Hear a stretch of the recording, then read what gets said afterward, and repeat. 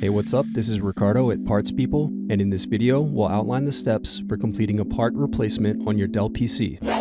Visit our website and use this coupon for a 5% off discount.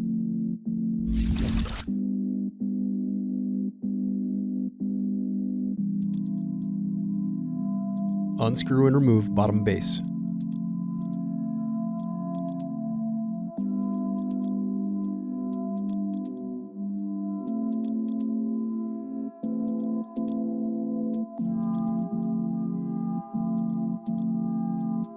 Now unscrew and disconnect battery.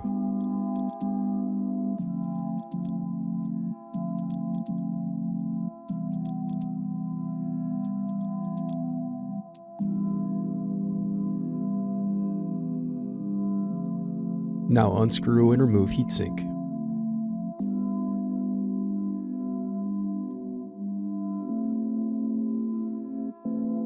Thanks for watching. Don't forget to like and subscribe if you enjoyed this video. And if you need more, check out this playlist to watch other tutorials for your laptop. You can also click here to find parts for your laptop at partspeople.com.